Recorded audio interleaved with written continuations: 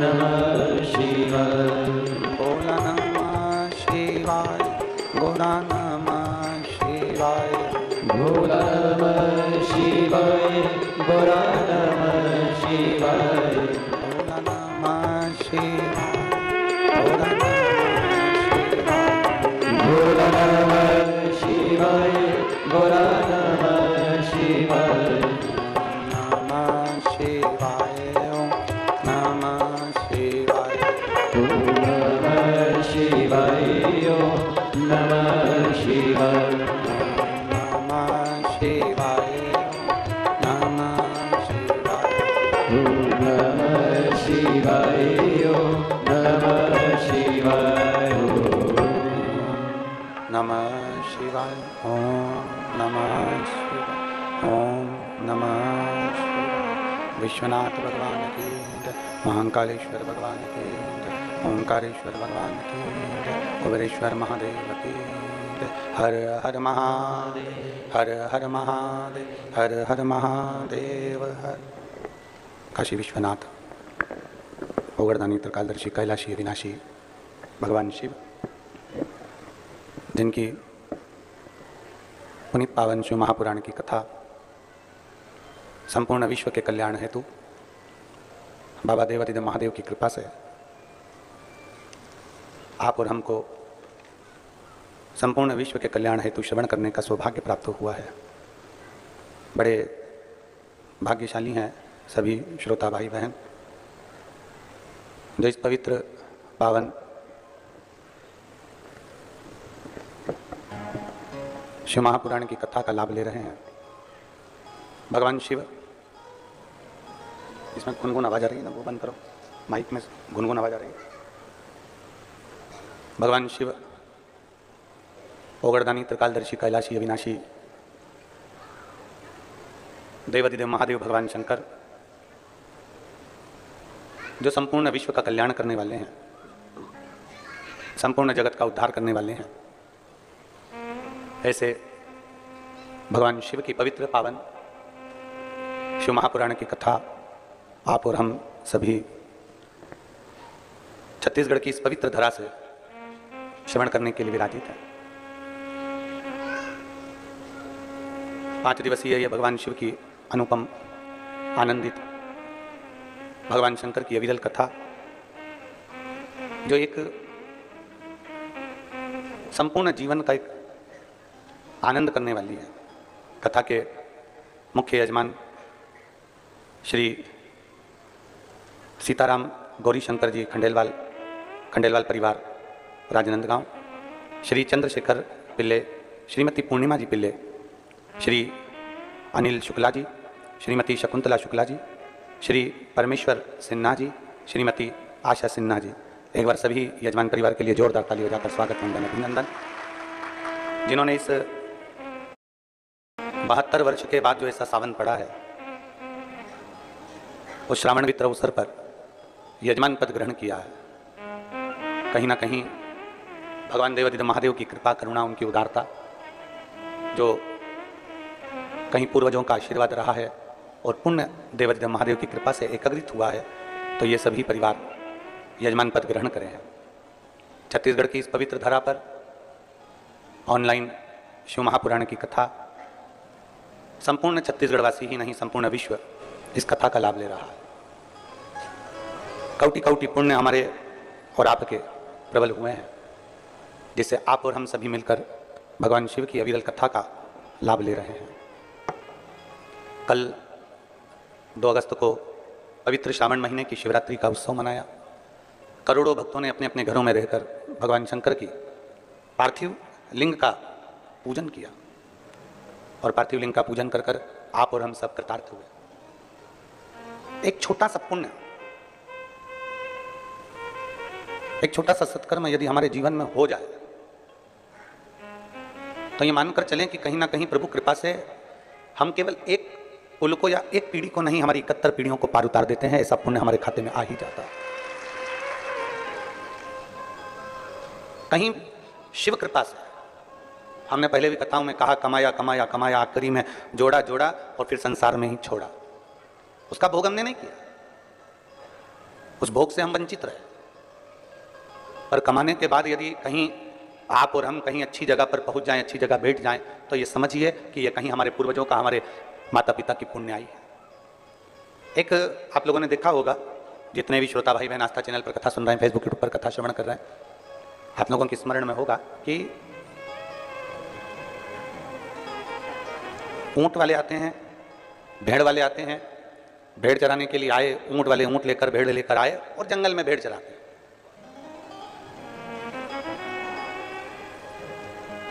ऊंट वाले ऊंट लेकर आए हैं, भेड़ वाले भेड़ लेकर आए हैं और वो जंगल में चला रहे हैं। पर जो समझदार होता है, जो चतुर होता है, जो विद्वान होता है, इसकी विद्वत्ता क्या कहती है कि जिस कोई गरीब बड़ा है, कोई साधारण है और उसके पास में खेत के अंदर खाद डालने का पैसा नहीं है,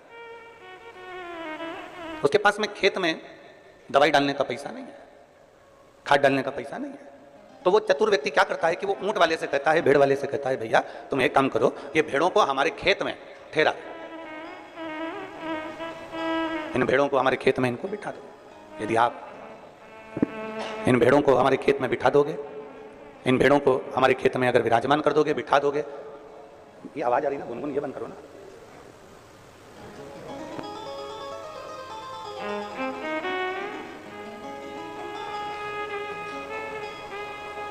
इन भेड़ों को आप हमारे खेत में बिठा दीजिए, इन भेड़ों को आप हमारे खेत में थोड़ा रात्रि भर के लिए बिठा दो। उसको मालूम है कि मेरे पास में गला पकड़ रहा है, उसको मालूम है कि ये मेरे पास में ना तो मेरे पास में खाद का पैसा है, ना मेरे पास में दवाई का पैसा है, ना मेरे पास में कुछ खेत में डालने का कोई पैसा मेरे पास में नहीं। मैं साधारण किसान हूं, मैं गरीब बड़ा किसान हूं, मेरे पास में ये सब चीजें नहीं है, मेरे पास में ये कुछ भी है ही नहीं। अब उसने ऊंट वाले से कहा कि भैया इसको तुम मेरे खेत में बिठा दो। क्या होगा उसको बिठाने से? अगर भेड़ खेत में बैठ जाएगी तो उसके होगा क्या? किसान को मालूम है कि एक बार भेड़ अगर इतनी सारी संख्या में खेत के अंदर घूम लेती है, बैठ जाती है, और जब वो कहीं ना कहीं किसी ना किसी रूप में अपने मल का त्याग करती है, तो उसकी जो खाद होती है वो 1 वर्ष के लिए नहीं, कम से कम 5 वर्ष के लिए खेत में एक अच्छी फसल का कार्य कर देती है, एक अच्छी खाद का कार्य कर देती है और अच्छी एक दवाई का कार्य कर देती है। किसान को मालूम है कि मेरे पास में इतना धन नहीं है, किसान को मालूम है कि मेरे पास में इतना पैसा नहीं है, उसने एक ही काम करा कि इन भेड़ों को मेरे खेत में बिठा दो। वो बैठ जाएगी ना तो बस उतने में मेरा काम हो जाएगा और मेरा 5 साल तक अच्छा चल जाएगा, केवल बैठने से। और यही शिव महापुराण की कथा कर रही है कि आपको मालूम है कि हमारे पास में धन नहीं, दौलत नहीं, संपदा नहीं, वैभव नहीं, सत्ता नहीं, हमारे पास में कुछ भी नहीं है। मान लो हमारे पास कुछ है ही नहीं। शिव महापुराण की कथा में वेदव्यास जी कहते हैं तो एक काम करो, जैसे किसान भेड़ को अपने खेत में बिठा लेता है तो 5 साल तक उसे खाद डालने की जरूरत नहीं पड़ती, 5 साल तक उसे दवाई देने की जरूरत नहीं पड़ती, खेत में फसल अच्छी होती है। उसी तरह जो एक बार शिव महापुराण की कथा में जाकर बैठ जाता है, उसके 5 साल तक उसको सोचना नहीं पड़ता, उसके जीवन का एक आनंद अपने आप उसकी अग्रणता में आता चलेगा, अपने आप वो आगे बढ़ता चले जाता अपने आप। आप लोग तो ये शास्त्र में तो हम लोग भेड़ का चरित्र पढ़ रहे हैं तो 5 साल का बोलते हैं, और शिव महापुराण की कथा तो यहाँ तक कहती है कि आपने अगर भगवान शिव की पवित्र कथा में, भगवान शंकर के मंदिर में, भगवान शंकर के शिवालय में, भगवान शंकर के भक्त के लिए, शिव भक्त के लिए शिवालय में या कथा में या अन्य रूप से अगर हमने अठन्नी भी खर्च करी है तो उसको एक छोटी सी डायरी में लिख के रख लेना चाहिए कि हमने इतनी तारीख को ये रुपया यहाँ खर्च किया है, पुराण में, शिवालय में या शिव भक्त के लिए किया गया है, उसको लिख कर रखो। 3 महीने बाद जब हमको आपके आसपास में कथा हो तो जरूर बताना कि मैंने इतना दिया था, मेरे बाबा ने उसको बढ़ाकर चौगुना कर दिया कि नहीं। एक शिव भक्त, एक भगवान शंकर की अविरल भक्ति, भगवान शिव की उपासना, भगवान शंकर की अविरल भक्ति को, भगवान शंकर की अविरल भक्ति को हम धारण करें। और तेरी कृपा बिना एक भी अणु लेते हैं श्वास, तेरी कृपा से बखान क्या करूं मैं राखों के ढेर का, चपटी भभूत में है खजाना कुबेर का। हे गंगाधार मुक्ति द्वार ओंकार तू, बोले ओंकार तू, आयो शरण की शंभु तार तार तू। हमने अगर 1 रुपया भी खर्च करा है, हमने 1 रुपया भी शिवालय में, देवालय में, शिव भक्त के लिए कहीं ना कहीं लगा दिया गया है, उसको लिख के रखो कि हमने 1 रुपया दिया है, हमने 1 रुपया समर्पित किया। साधारण नहीं है शिव पुराण और साधारण नहीं है शिव भक्ति। लाखों हम लाखों कर रहे हैं, जितने आस्था चैनल पर कथा सुन रहे होंगे, जितने फेसबुक यूट्यूब पर कथा सुन रहे होंगे, जितने ऑनलाइन कथा सुन रहे होंगे, जितने इस पवित्र छत्तीसगढ़ की धरा में इस हॉल में बैठकर भगवान शिव की पवित्र कथा का रसपान ग्रहण कर रहे हैं, उनकी चित्तवृत्ति में ये बात होगी। हम लाखों कर रहे हैं, पर लाखों नहीं, करोड़ों शिव भक्त, करोड़ों बेटा बेटी, करोड़ों शंकर के भक्त, लाखों शिव भक्त श्रावण के महीने में 2 लोटा जल भगवान शंकर को समर्पित करते हैं। लाखों भक्त, करोड़ों भक्त 2 लोटा जल भगवान शिव को समर्पित करते हैं। अब उन शिव भक्तों से पूछा जाए कि तुमने पिछले वर्ष भी कावड़ भरी थी, तुमने पिछले वर्ष कावड़ भरी थी, उस कावड़ का फल क्या मिला? तुमने पिछले वर्ष 2 लोटा जल चढ़ाया, उस 2 लोटे जल का फल क्या मिला? कोई उनसे पूछे कि शिव पुराण का, शंकर की अविरल भक्ति का फल क्या? आप इतनी संख्या में बैठे हो, कहीं ना कहीं बाबा ने आप पर कृपा करी है। ये यजमान परिवार जो है, सभी शुक्ला जी, पिल्लई जी और खंडेलवाल जी, आदि सिन्हा जी, ये सब यजमान परिवार तो बन के बैठे हैं, इनके ऊपर तो प्रभु कृपा हुई है। पर जितने श्रोता भाई बहन यहाँ बैठे हुए हैं, वो भी तो अपनी बुद्धि से जरा विचार करें कि हमारे पूर्वजों ने ऐसा कौन सा पुण्य कर दिया था जो सावन महीने में हम यहाँ आकर बैठ गए, भगवान शंकर की कथा का रसतत्व हमने ग्रहण कर लिया। ऐसा कौन सा पुण्य हमने किया था?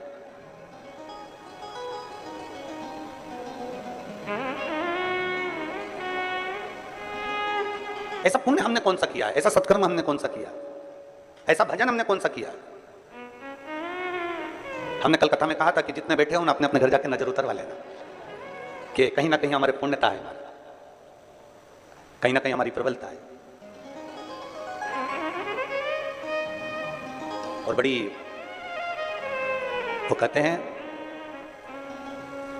सोने की चेन अगर गले में पड़ी हुई है या सोने का मंगलसूत्र पड़ा हुआ है, तो उसको देखकर चोर तुम्हारे करीब में आता है।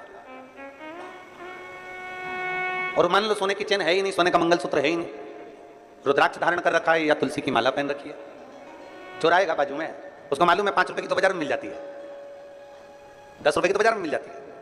जब कोई व्यक्ति मरता है तो मरने वाले व्यक्ति के शरीर पे से सारा सोना रात को ही उतार लिया जाता है, संपूर्ण सोना।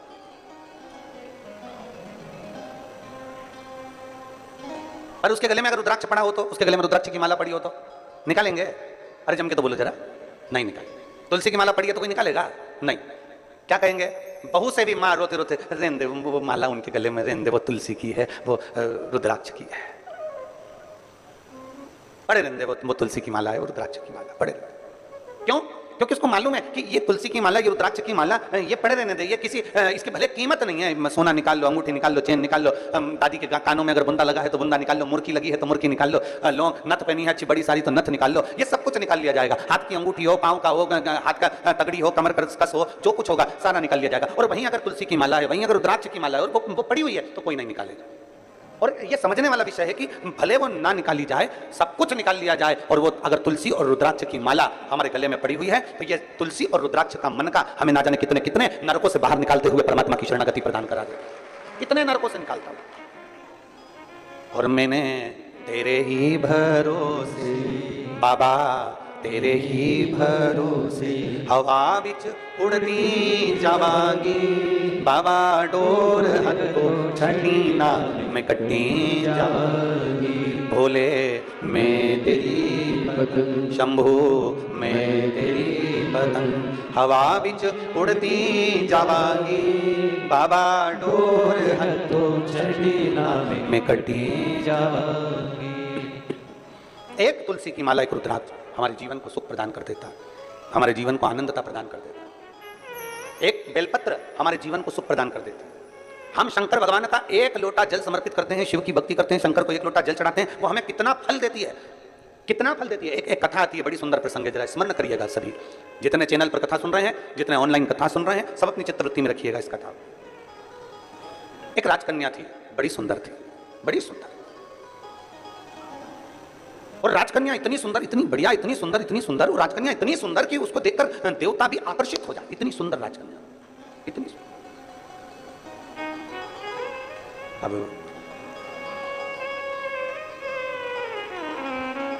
कन्या सुंदर थी, राजा को चिंता लग गई जब कन्या बड़ी हो गई। कन्या बड़ी हुई और चिंता लगी, किसको चिंता नहीं होती।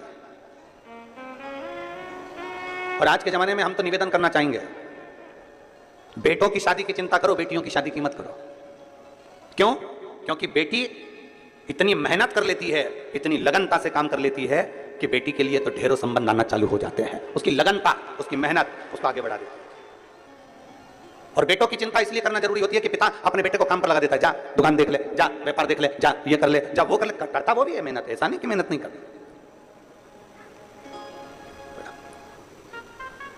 करता वो भी मेहनत है, बिठाओ। ऐसा नहीं कि वो मेहनत नहीं करता है, उसके पास में मेहनत करने का कुछ क्रम नहीं होता, वो मेहनत करता है, करता। पर चिंता हमें बेटी की नहीं, चिंता हमें बेटे की रहे। बेटी अगर लगनता से मेहनत कर रही है, अपने पिता के कार्य के प्रति जागरूक है, अपने पिता के वचन के प्रति जागरूक है और अपने पिता के बोले हुए शब्द के प्रति जागरूक है, तो फिर बेटी की चिंता नहीं रहती, फिर बेटी की चिंता नहीं। शिव पुराण कह रही है, भगवान शंकर का संवाद कर रहा है, भगवान उग्रदानी का संवाद कर रहा है, भगवान शंकर की पावन कथा कर रही है। राजकन्या इतनी सुंदर थी, इतनी सुंदर राजकन्या कि उसको देखकर देवता भी आकर्षित हो जाए, इतनी सुंदरता उस राजकन्या में, इतनी सुंदर। और फिर निवेदन आप सबसे, क्रीम की चमक कुछ दिन की रहती है, और यदि अच्छे कर्म करे हैं तो वो चमक तुम्हारे मरते दम तक रहती है, वो अंतिम समय तक है। बोल बम का नारा है, इतना धीमे बोलोगे तो कल्याण तुम्हारा है। बोल बम का नारा है, सारी समस्या का हल। क्रीम की चमक थोड़े दिन की है, पर अच्छे कर्म की चमक तुम्हारी जिंदगी भर की है, जीवन भर की।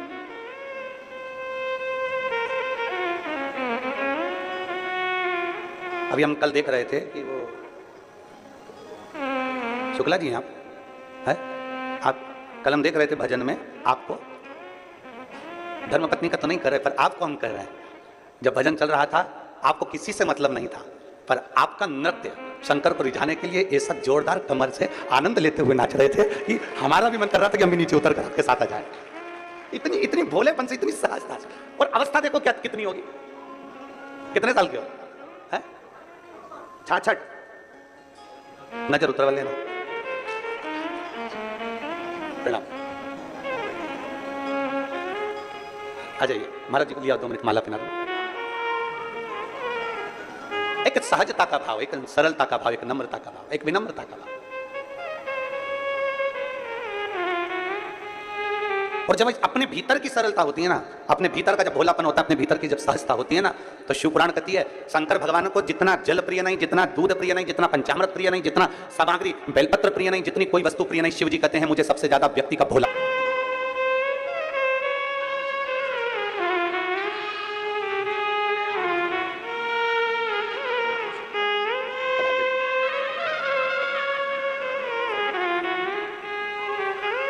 शिव तत्व की प्राप्ति, भोलापन जितना होगा आपके भीतर, वो सहजता का भाव शिव के करीब लेकर जाए। जितने भोले होगे आप उतने शंकर के पास हो। पर निवेदन एक ही है, भोले भोले के लिए बनो। संसार के लिए भोले बन जाओगे तो लोग तुम्हें पीछे धकाना चालू कर देंगे और एक कोने में ले जाकर छोड़ देंगे। फिर निवेदन करूंगा, फिर निवेदन, भोले भोले के लिए बनो। और भोले बनना है तो भोले व्यक्ति के लिए बनो, जो सहज हो उसके लिए हम सहज हैं, जो सरल है उसके लिए हम सरल, जो आनंदमय है उसके लिए हम आनंदमय हैं। राजकन्या बड़ी सुंदर थी, देवता भी उसको देखकर आकर्षित हो जाए, इतनी सुंदर थी। पिता के मन में थोड़ा सा भाव जागृत हो गया, पिता के मन में लगा कि मेरी बेटी, इसका विवाह करना है मुझे, और मैं विवाह करना, इतनी सुंदर है, इतनी सुंदर है। अब मैं किसी ज्योतिषी को बुलाऊं और ज्योतिषी को बुलाकर इसको जरा दिखाऊं कि मेरी बेटी का भाग्य क्या कहता है।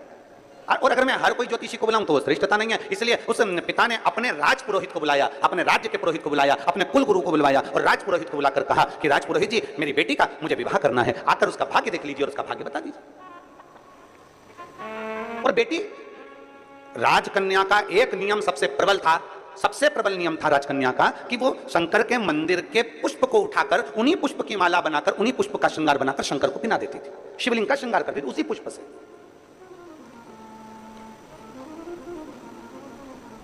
जैसे आजकल तो खैर मंदिर में बेलपत्र मिलना बड़ा कठिन हो गया। आपके राजनांदगांव के मंदिर में मिलता है क्या बेलपत्र? मंदिर में चढ़ा हुआ मिल जाता है क्या? आजकल तो बड़ा कठिन हो गया, लोग चढ़ाते हैं और उठा के ले जाते हैं, बहुत मुश्किल हो गया। यदि भूलवश भी अगर कोई व्यक्ति मंदिर में बेलपत्र चढ़ा हुआ है और बेलपत्र उसने एकत्रित कर लिया मंदिर के अंदर ही, और मंदिर में बेलपत्र एकत्रित कर धागा लिया और उस कच्चे धागे में, उस कच्चे धागे के अंदर अगर उस बेलपत्र की डंडी को पीछे से उसने एक एक साधारण सी गांठ लगाकर उस बेलपत्र की माला को सिद्ध कर लिया, हल्की सी कच्चे सूत की गांठ लगाते लगाते मंदिर की चढ़ी हुई बेलपत्र को, शंकर पर चढ़ी हुई बेलपत्र को, शंकर की चढ़ी हुई बेलपत्र को ही उसने गांठ लगाकर जब माला सिद्ध कर ली और सिद्ध कर अगर वही माला भगवान शंकर को अर्पित कर देती है तो कहते हैं कि हमारा फिर पुनर्जन्म होता ही नहीं है, इस संसार सागर से हमारी मुक्ति हो ही जाती है, पुनर्जन्म से हम छूट जाते हैं। जैसे जगतगुरु शंकराचार्य जी कहते हैं पुनरपि जननम पुनरपि मरणम, उस प्रपंच से छुटकारा।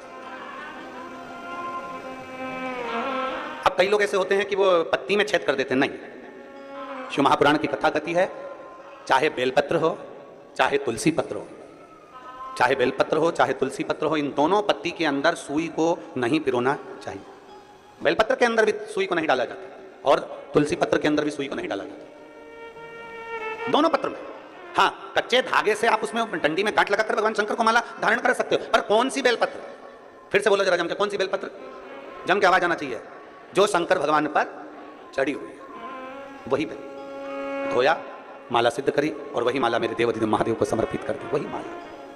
नमामि शमीशा निर्वाण रूपम विभुम व्यापकम ब्रह्मवेद स्वरूपम। नमामि शमीशा निर्वाण रूपम विभुम व्यापकम ब्रह्मवेद स्वरूपम। नमः शिवाय, ओम नमः शिवाय, नमः शिवाय, ओम नमः शिवाय। नमामि शमीशा निर्वाण रूपम विभुम व्यापकम ब्रह्मवेद स्वरूपम। नमामि शमीशा निर्वाण रूपम विभुम व्यापकम ब्रह्मवेद। शिव को चढ़ा हुआ पुष्प शंकर को वापिस समर्पित, शंकर का बेलपत्र शंकर को वापिस समर्पित। तेरा तुझको अर्पण, क्या लागे मेरा, मेरा है क्या?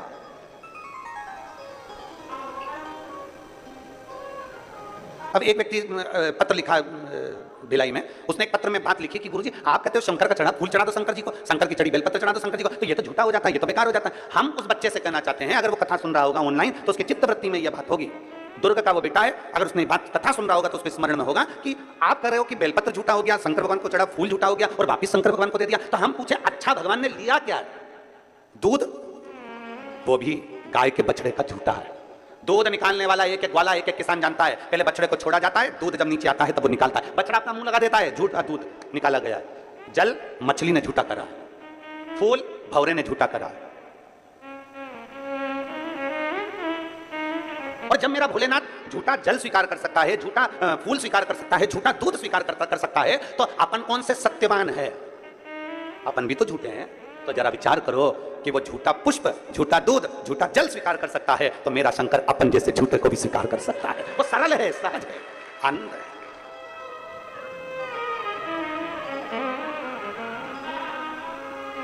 जो बहुत भगवान के सामने जब भी जाओ ना, पूरा पूरा अपना अभिमान, पूरा अहंकार, पूरी अभिमत्ता सब बाहर छोड़ दो, सब कुछ बाहर। अपनी अभिमत्ता अपन को लेकर परमात्मा के पास जाना ही नहीं है। निर्मल होकर जाइए, एकदम सहज होकर जाइए।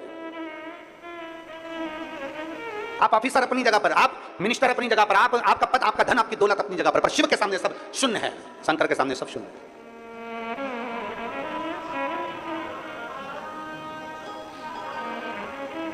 विचार करिएगा।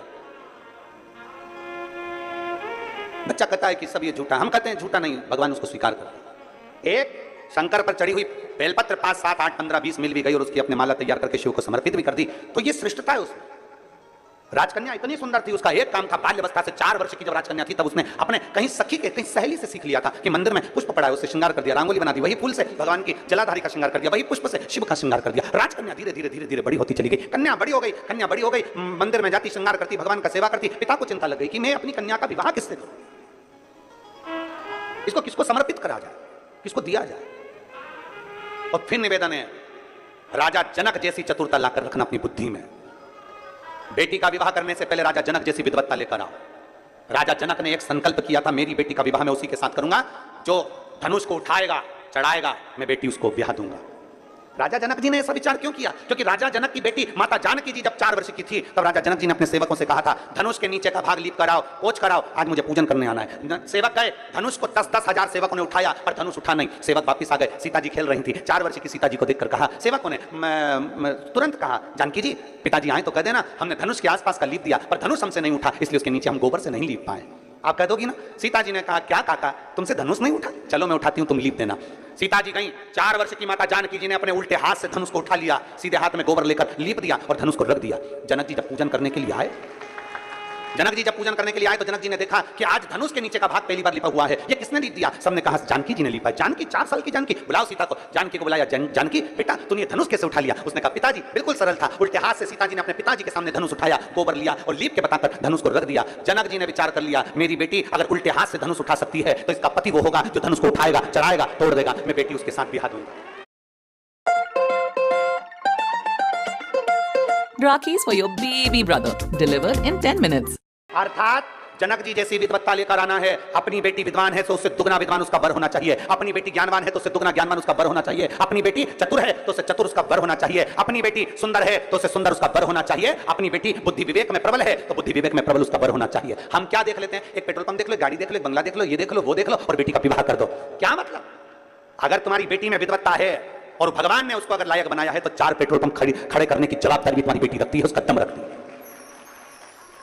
आप इतना सहज में कोई मिलेगा कि नहीं मिलेगा? अच्छा पेट्रोल पंप दिख रहा है, अच्छा पेट्रोल पंप दिख रहा है, अच्छी गाड़ी दिख रही है, अच्छा बंगला दिख रहा है, अच्छा धन दिख रहा है, और मालूम पड़े तुमने बेटी का विवाह कर दिया और लड़की शादी कर कर चली गई और पेट्रोल पंप गाड़ी बंगला तो सब देखा पर बेटी के लिए पर अच्छा नहीं देखा। रात को 1-1 बजे तक आ रहा है, मालूम पड़े टन होकर आ रहा है, दोस्तों के साथ बैठा रहता है, 1 मिनट का समय उसको अपनी पत्नी के लिए नहीं है। जब भी घर में आता है ऐसा बोलता है कि घर में क्लेश हो जाता है और तुम सोच रही हो कि पेट्रोल पंप से गुजारा हो जाए, तुम सोच रही हो गाड़ी और बंगले से गुजारा हो जाए। एक बात आपसे कहें, बाप बेटी को विदा करता है ना, सारा सोना चांदी कपड़े लत्ते जेवर आभूषण सब देकर भेजता है। बोलो बोलो सही है कि गलत है? जब बाप बेटी को विदा करता है और बाप को मालूम पड़ जाए कि लड़का अच्छा नहीं, मेरी बेटी का सम्मान नहीं करता, आदर नहीं करता, सत्कार नहीं करता, इसने सब बर्बाद करके रखा, बच्चों पर ध्यान नहीं देता, तो ईमानदारी से बोलो बाप जमाई की इज्जत करेगा?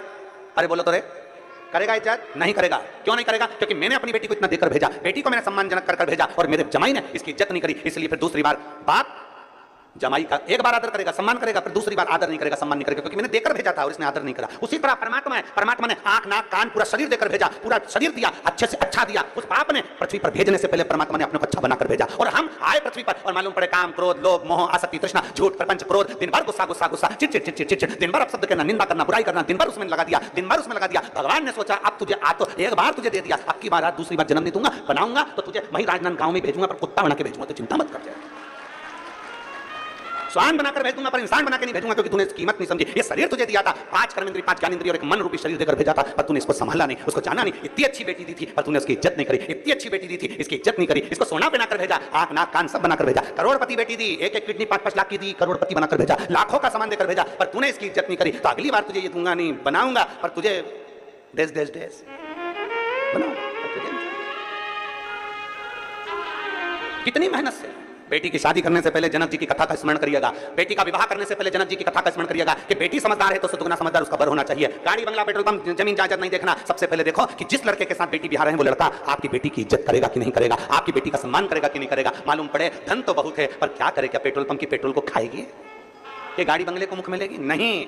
अपने पति के 2 शब्द प्रेम के मिल जाएं, आदर के शब्द मिल जाएं, बस बहुत है। जब दुख की घड़ी आए, जब कहीं बेटी को घर में ताने मिल रहे हो और जगह पर उसका पति एक बार साथ में खड़ा हो जाए तो बेटी की भी छाती को लगता है कि मेरे, मालूम पड़े वो तो दोस्त के साथ बेटा क्या करे।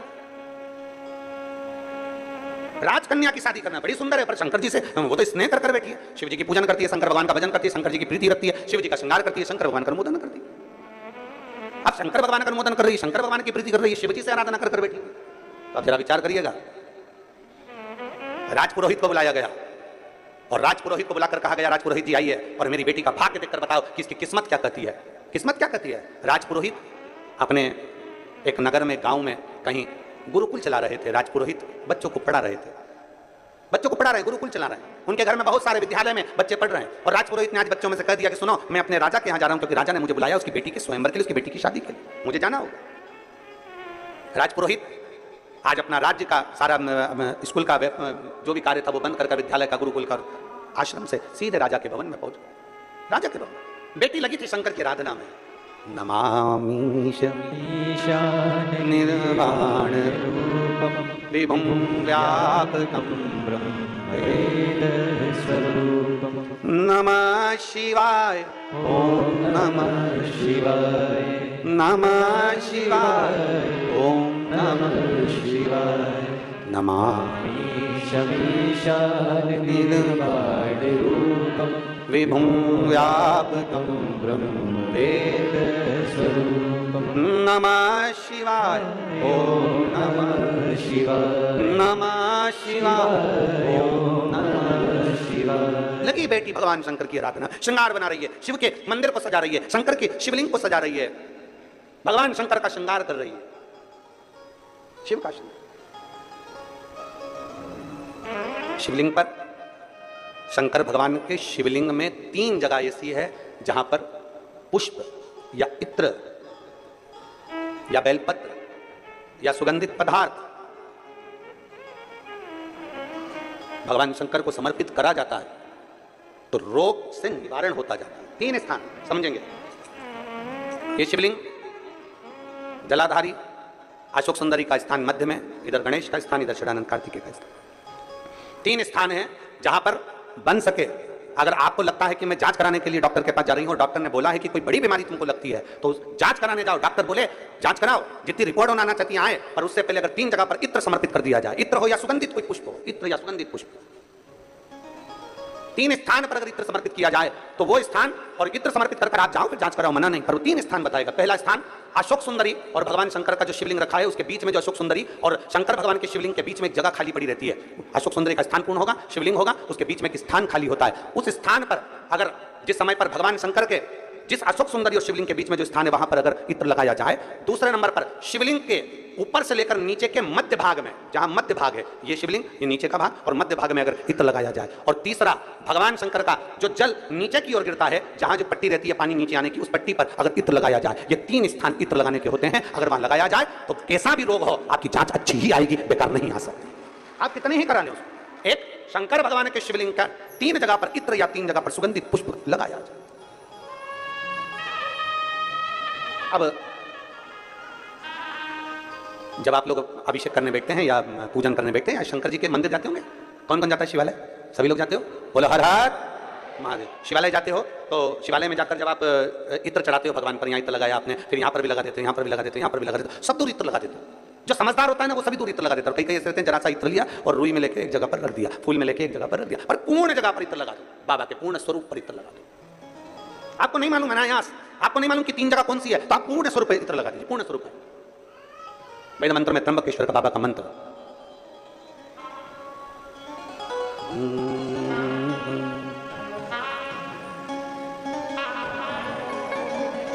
महामृत्युंजय मंत्र, वेद मंत्र का बड़ा सुंदर मंत्र जिसका हम उच्चारण पूर्ण रूप से नहीं करते हैं व्यासपीठ से, उसको हम मंत्र को मन में गुनगुनाते हैं। एक बार आप भी बाबा के मंत्र को मन में गुनगुनाइए।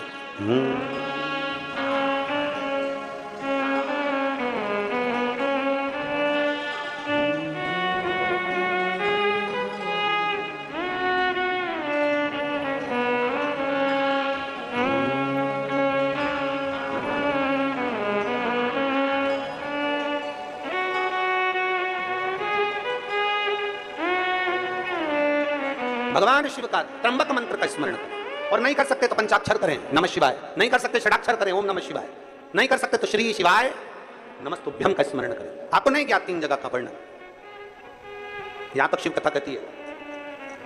ये जो कई लोग कहते हैं हमारे कोई बच्चा जन्म से जो होता है ना, और कई बच्चे ऐसे जन्म से होते हैं जिनकी बुद्धि विकास नहीं कर पाती है। डॉक्टर कहते हैं ये बच्चा अन्य बच्चे से 2 साल 4 साल 3 साल 6 महीना पीछे चलेगा। अब माँ सोचती है मेरा बेटा 2 साल 4 साल 6 साल पीछे अन्य बच्चों से। हाँ, तब उस जगह पर शंकर भगवान के शिवलिंग, अशोक सुंदरी की जगह और मध्य का जो खाली स्थान है, मध्य का जो स्थान बचा हुआ है, वो स्थान, कई बार लोग कहते हैं गुरुजी ये पार्वती जी है, ये शिवलिंग है, ऊपर जो जलाधारी में से जल बह रहा है, शंकर जी की 5 लड़कियां हैं, जया, विशरा, शामली, बारी, दौतली देव, ये अशोक सुंदरी, ये गणेश कार्तिकेय का स्थान, जो बीच में अशोक सुंदरी और शिवलिंग के बीच में जगह है, वो स्थान किसका है? शिव पुराण में इसका लिंग पुराण के अंदर वर्णन आता है कि वो स्थान भगवान शंकर की जो जितनी सती, उमा, कात्यायनी, कुष्मांडा, स्कंदा, जितनी महागौरी, जितनी माताएं पूर्व में रही हैं, इन माताओं का स्थान शंकर ने यहाँ रखा है। और वो स्थान ऐसी जगह है, अगर कोई बच्चा कितना भी पीछे है, डॉक्टर कह दिया इसको कि ये अन्य बच्चों से 2 साल पीछे, अन्य बच्चों से 4 साल, इसका विवेक काम नहीं कर रहा। एक छोटी सी बेलपत्र, एक छोटी सी बेलपत्र, छोटी सी बेलपत्र भी छोटी सी, और उस छोटी सी बेलपत्र को उस स्थान पर अशोक सुंदरी की ओर डंडी कर उस स्थान पर छोटी सी बेलपत्र को रखिए। और 3 बार उसी स्थान पर जल समर्पित कर कर वही बेलपत्र बेटे को लाकर बच्चे को वो खाए ना तो पीस कर कैसे भी उस बच्चे को धीरे धीरे देना चालू करिए। आप खुद अंतर देखेंगे कि 3 महीने 4 महीने में उसका विवेक, उसके विवेक में, उसकी बुद्धि में अंतर आया कि नहीं। वो स्थान की मूलता है, वो स्थान की। और शंभु शरणे पड़ी मांगू घड़ी रे, दुख काटो दया करी ने दर्शन हो। शंभु शरणे पड़ी मांगू घड़ी रे, दुख काटो दया करी ने दर्शन। वो राजकुमारी का नियम भगवान शंकर की आराधना, भगवान शिव की भक्ति करना, भगवान शंकर की आराधना करना, भगवान शिव की भक्ति करना। राजपुरोहित आ गए, राजपुरोहित आए, राजभवन में प्रवेश किया।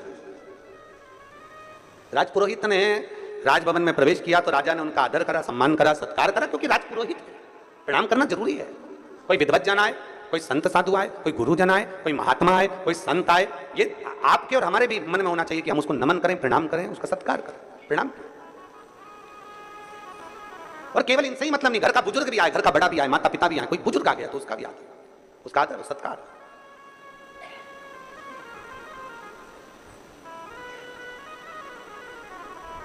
महाराज देखा, राजपुरोहित आए, कहा महाराज जी बेटी का भाग्य देखना है। बेटी का भाग्य? हाँ, ये बेटी का भाग्य देखकर बताओ, ये उसकी जन्म लग्न है, ये उसकी पात्रिका है, और आप उसका भाग्य देखिए, उसका भाग्य देखिए कैसा है। राजपुरोहित ने विचार करा कि मैं भाग्य देख रहा हूं, पत्रिका देख रहा हूं, बेटी का भाग्य देख रहा हूं, पर भाग्य बड़ा प्रबल है इसका, बहुत प्रबल, बहुत प्रबल है। ये जिसके यहां जाएगी उसके यहां 4 चांद लगा देगी, बहुत लक्ष्मी इसके चरण में, बहुत भाव है इसका, बड़ा भाव। पर राजपुरोहित ने कहा कि इतना भाग्य प्रबल है इसका, मैंने ज्योतिषी के हिसाब से उसको देख लिया, पर मैं चाहता हूं कि उस लड़की को एक बार देखूं। राजा तेरी बेटी को मुझे देखना है। वो बेटी कहाँ है? मुझे तेरी बेटी से मिलना है। बेटी को बुलाया, मंदिर में सूचना गई, शिवालय में बेटी लगी थी भगवान शंकर की आराधना में। शंभो शरणे पड़ी मांगू घड़ी रे, दुख काटो दया करी दर्शन। बेटी मंदिर में लगी, शिवालय में पूजन कर रही है, भगवान शंकर की माला सिद्ध कर रही है, माला तैयार कर रही है। बेटी माला बना रही थी, सूचना गई, दरवाजे पर से, राजभवन से सूचना पहुंची, दरवाजे पर से सूचना पहुंची, महाराज राजकन्या के पास में आपके पिताजी ने आपको बुलाया। महाराज आवाज लगाए हैं, महाराज बुला रहे, आइए। बेटी ने आवाज लगाकर कहा, पिताजी से कह दो जब तक माला सिद्ध नहीं हो जाती तब तक मैं नहीं आती, जब तक माला सिद्ध नहीं होती तब तक मैं नहीं आती, माला सिद्ध हो तो फिर मैं आऊंगी।